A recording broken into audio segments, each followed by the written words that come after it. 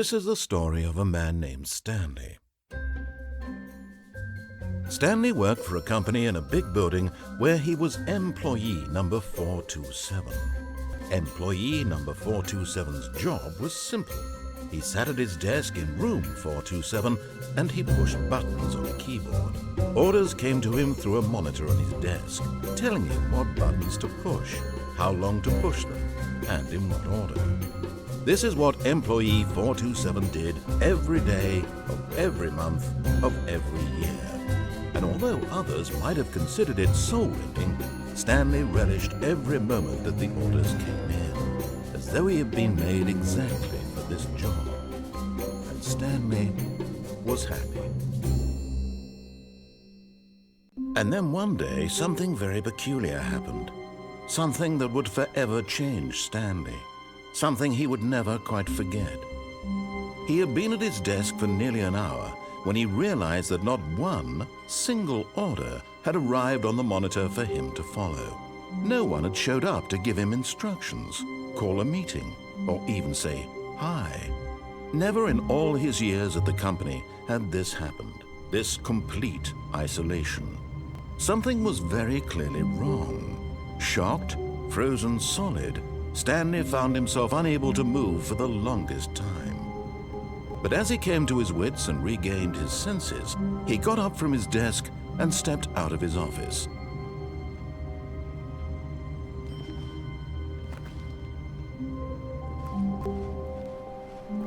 All of his co-workers were gone.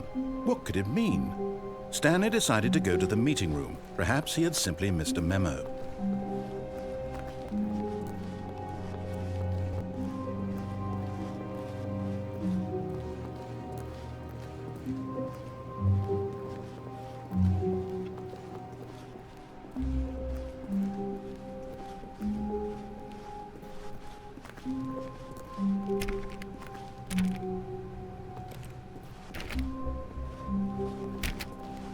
When Stanley came to a set of 2 open doors, he entered the door on his left.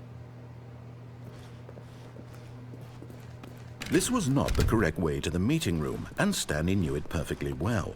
Perhaps he wanted to stop by the employee lounge first, just to admire it.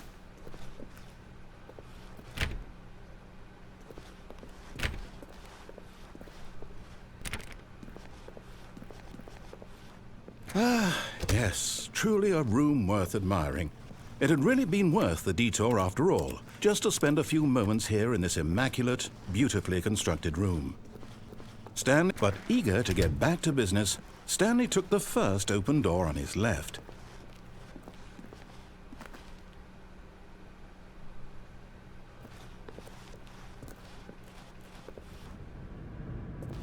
Stanley was so bad at following directions, it's incredible he wasn't fired years ago.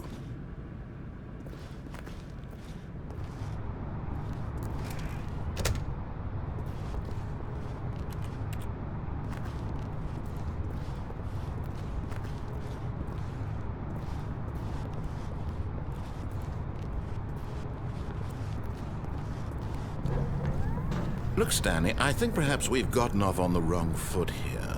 I'm not your enemy, really, I'm not.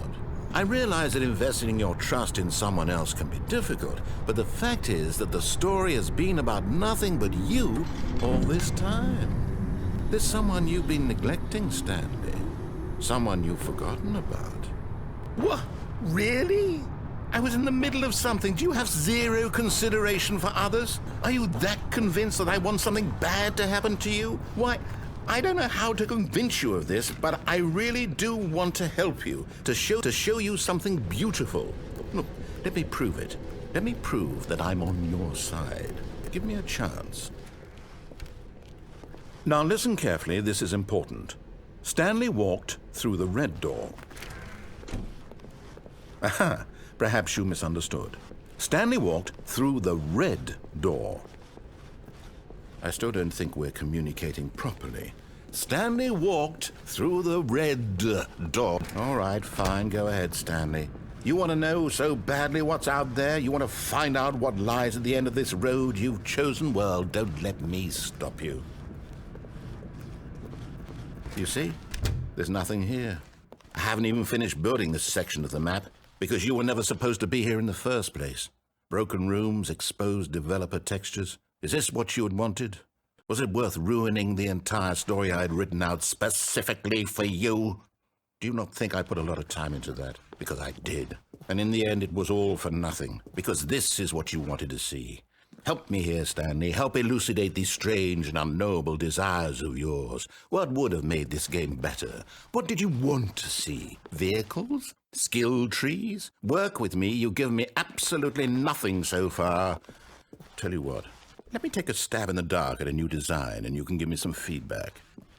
There we go. A third option. This already feels leaps ahead of where we were before. Go ahead, Stanley. Take it for a spin.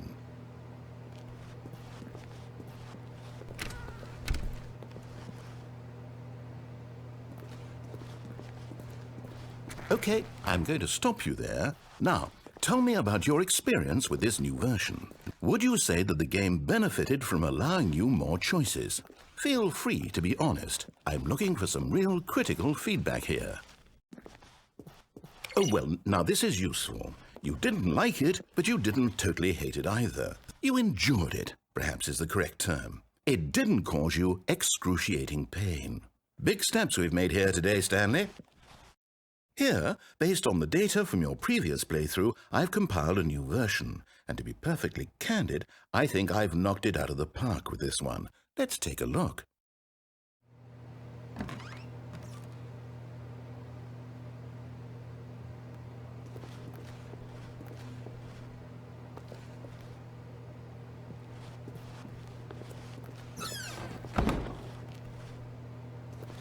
Now, would you say that competitive leaderboard helped you feel motivated to keep walking through doors? Again, honest answers, please.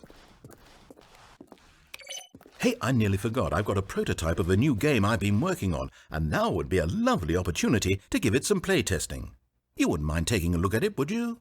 Perfect. Let me boot it up.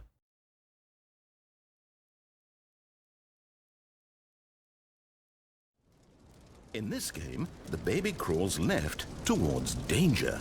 You click the button to move him back to the right, and if he reaches the fire, you fail.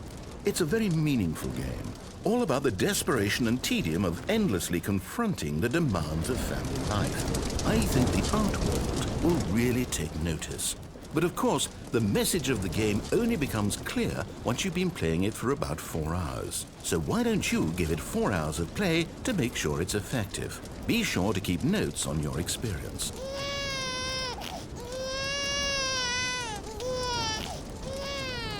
You heartless bastard! Did you do it because you hate babies or purely to spite me? Because if it's the latter, well, I don't know what to do. I'm completely out of ideas. I can't think of a single thing that might improve the experience for me. I'm not even going to try. I'm out, I'm done. It's over. Thank you for playing. Your input was extremely valuable. Oh, hey, since my game is so awful, why don't we play someone else's game? Just to ease the pain. Let's see.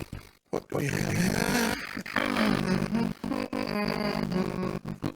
Yes, this seems like it'll work. Let's give it a shot.